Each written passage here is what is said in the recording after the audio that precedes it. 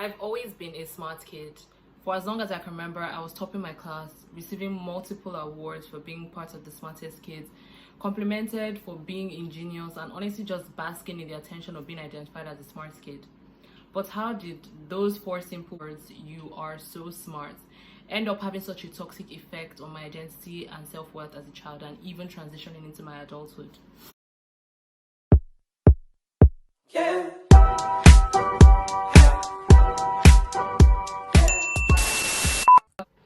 Hi everyone, welcome or welcome back to our channel. If this is your first time being here, welcome. I'm so happy that you clicked on this video, and I hope that you enjoy it and you subscribe and you stay. And if you're a returning subscriber, welcome back. Thank you for coming back to our channel, and I hope that you really enjoyed this video. So I'm making this video because I have been struggling with something a lot recently, and not even recently, like for the past 4 years.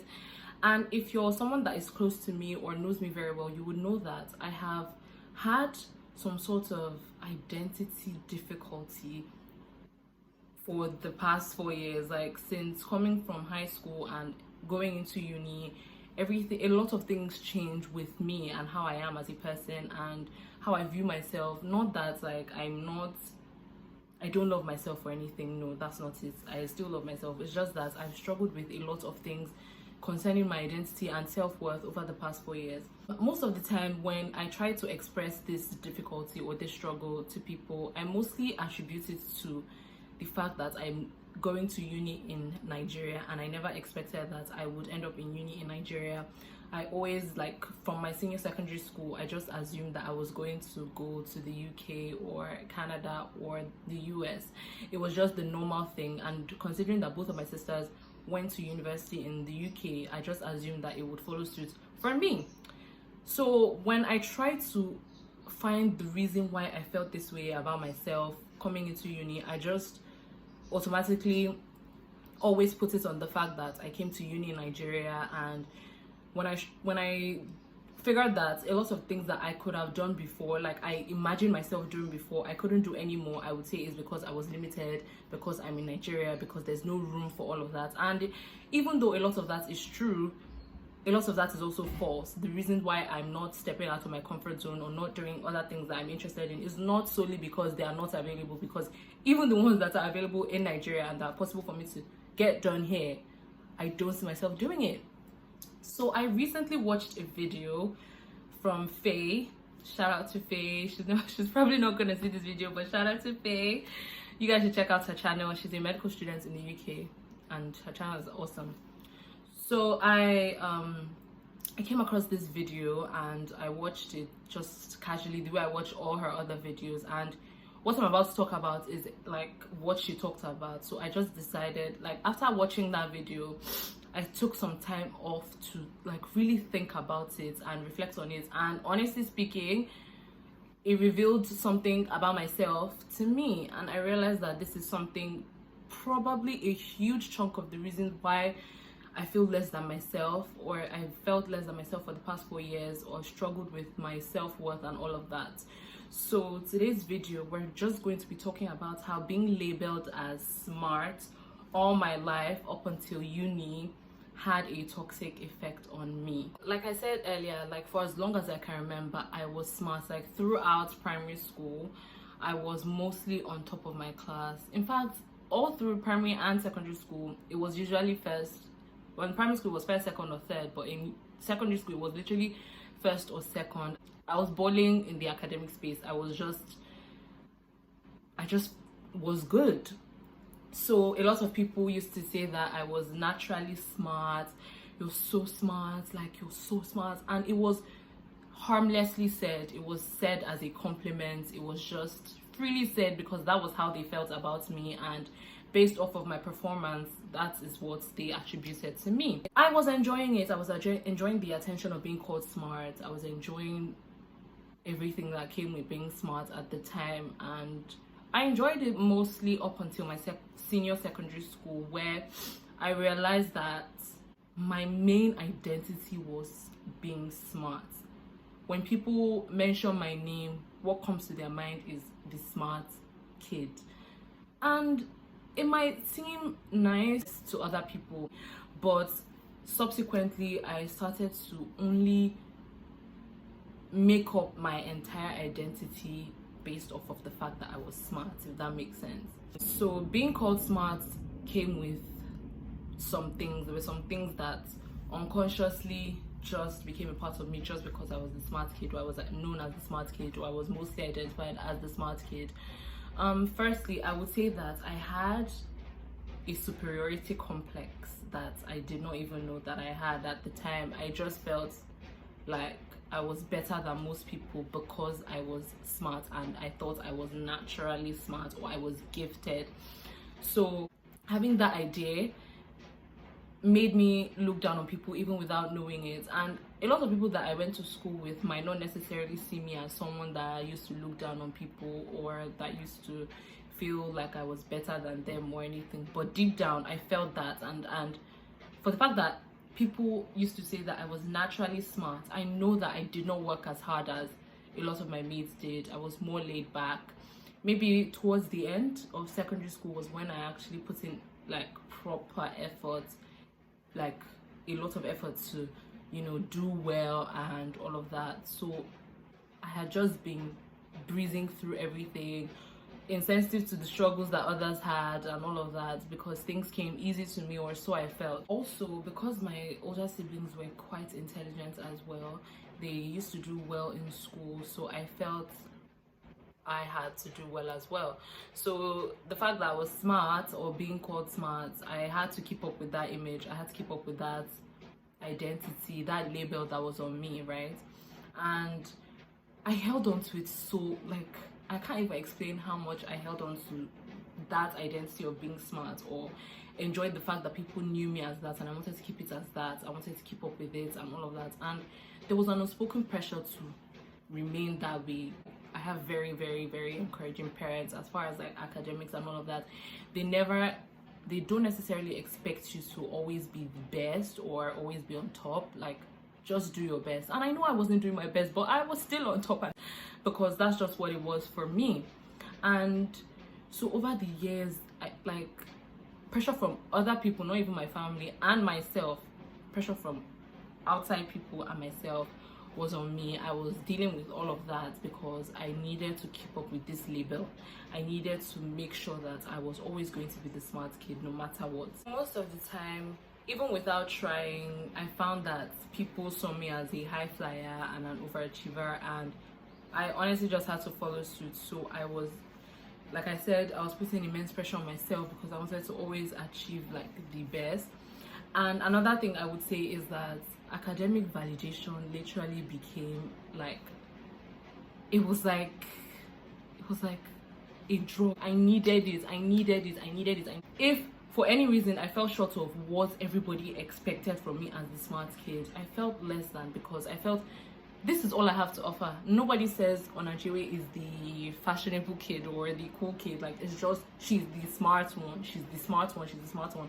So anytime I felt like I performed under or not as well as I expected to, I would feel less than. I would feel less than myself, because I feel like, okay, this is all I have to offer and this is what I'm known for, and then I'm not even able to perform. So now we've talked about how all of this smart talk made me feel when I was younger, like from primary school up until secondary school.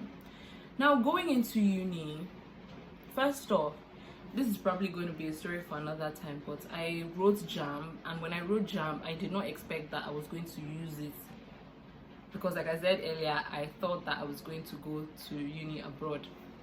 So when I wrote JAM, I literally wrote it as a joke, and before I knew it, I ended up in Afebawala University studying medicine. It was a course I always wanted to study, and you guys might ask, like, all this smart talk, is that part of the reason why I want to be a doctor or anything? Perhaps it's influenced it, but ultimately it's something that I thought of long enough to decide that it was what I wanted to do. So that aside, yeah, coming into uni, studying medicine, I had heard a lot. I knew it was going to be competitive. I went in with the idea of, I've always been on top, I still want to be on top. At this point, it wasn't even like, up until then, it wasn't competition. I was never competing with my old self, like the way people would say, let your only competition be who you were yesterday. My competition was other people. I wanted to be the best, like the best or nothing. I always wanted to be on top, like I always wanted to be there. It wasn't even about getting a better grade than my last grade. It was about getting better grade than the second position, because I wanted to be first always. So when I got into uni, first year of uni was basically like an extension of secondary school, just some basic courses. Yeah, were a lot in my class, were a lot, but I was like, yeah, this is going to be a breeze. This is not me, I'm smart, like I'm just gonna do this. They'll call my name as the best and all of that. And I was in for a shock. I did not work hard in my first year because I thought I was smart, and I thought that, yeah, it's just going to be another walk in the park for me. So what it was there's this founders prize that you do in my school, in my uni, where if you get like your based on your GPAs, you get a cash prize from the founder. So first semester came and I got a 5.0 GPA, and I was like, yeah, duh, I didn't expect anything less.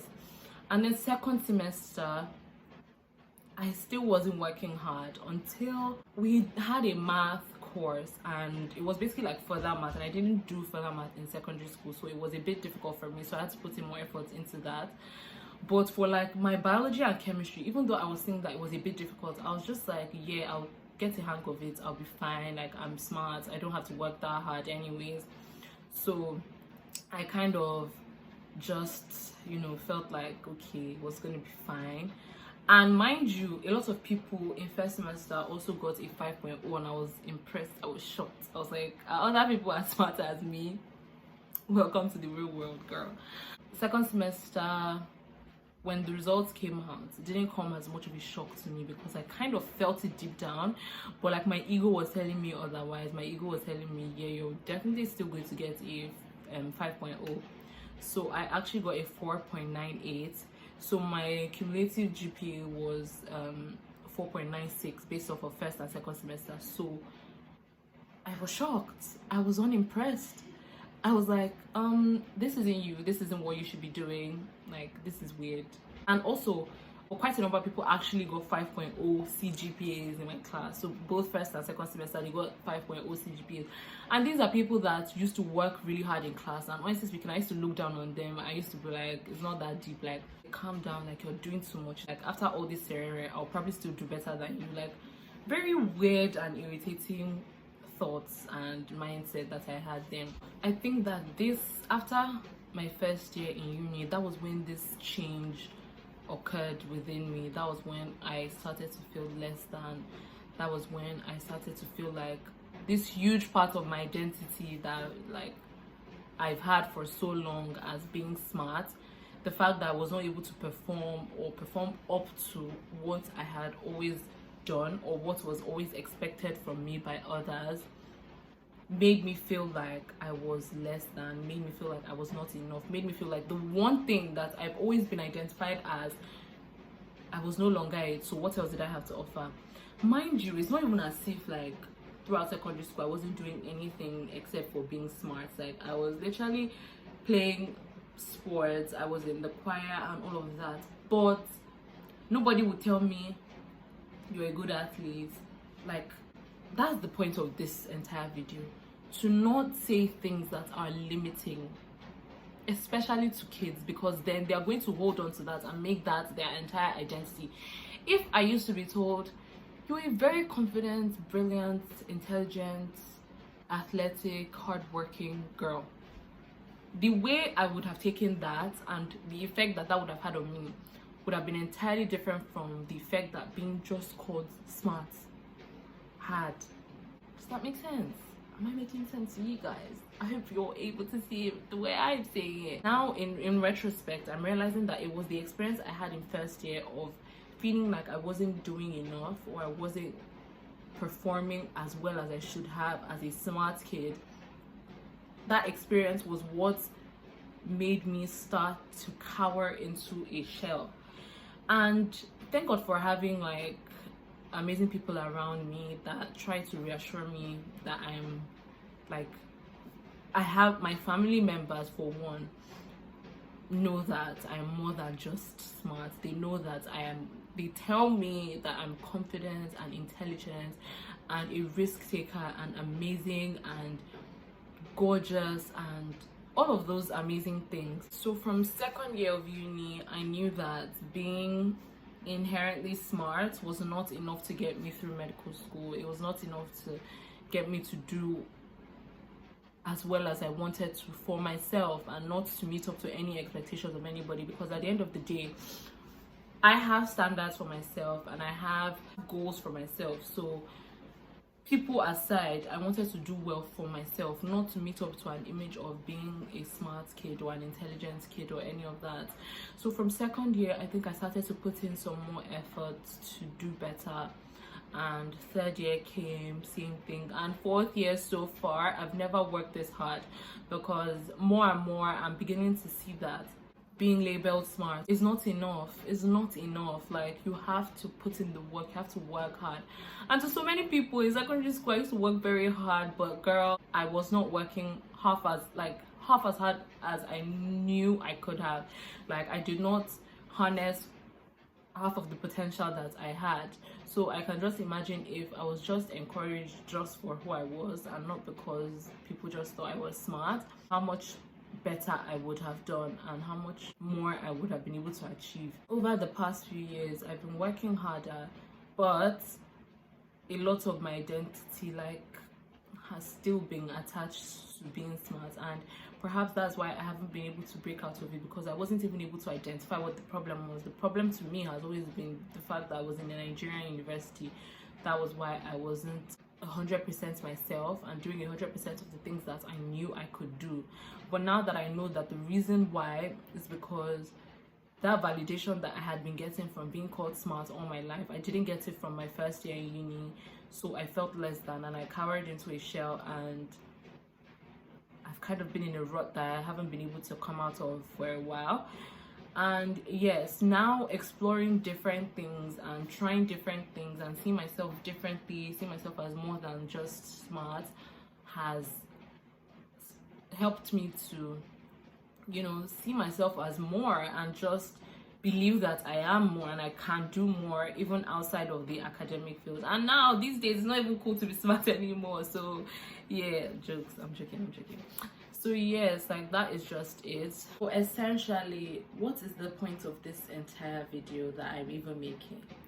The point of this video is to let you guys know that when you say things to a child, when you speak to a child, whether or not you have malicious intent, when you're speaking to a child, don't say things that limit them. Don't say things that put them in a box. Don't say things that make them unconsciously attach their identity to that one thing. So if you see a little girl that looks very cute, you can say you have a really nice smile, you have really pretty hair, you have really nice this or that. But if you constantly say you're so pretty, you're pretty, and that little girl is hearing you're pretty all her life, she's going to attach her identity to that.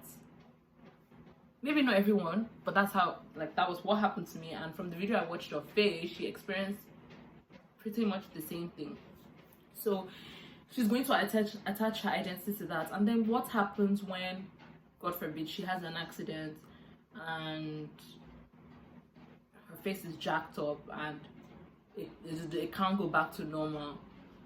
Imagine how the effect that would have on her growing up being called pretty all her life, versus if she was complimented on different things that she had to offer as a person. The effects would be very different, because she would have attached her identity so much to her physical appearance that when she loses that, she feels like she has nothing else to offer. So my point is that when we're interacting with children, we should be careful with how we present our thoughts about them, because it will affect how they think about themselves. Okay? I think that we've come to an end to this video. It's been a while since I just sat down to talk to you guys, and I enjoy talking to you guys. My parents walked in a couple of times and they were like, who is this girl talking to? And I was like, I'm talking to my subscribers, my viewers. So yes, I enjoyed filming this video, and you guys should bear with me. Having conversations like this in front of the camera to you guys is helping me a lot, because I always have my thoughts jumbled up. It's always very difficult. Like, even right now I have talking points, but still it's always very hard for me to put my thoughts together and express that. And this is just another medium for me to work on that. And I'm so happy that you guys watch my videos and give me reviews and just tell me what to do better next time and all of that. So if you've still not hit that subscribe button, please hit that subscribe button right now, and please give this video a huge thumbs up and share with your friends and family, and please help us get to 1,000 subscribers. If you have any ideas or anything that you want to see from us, yeah, please just leave it in the comments and let us know about it. Thank you guys so much, and I'll see you in our next video. Bye.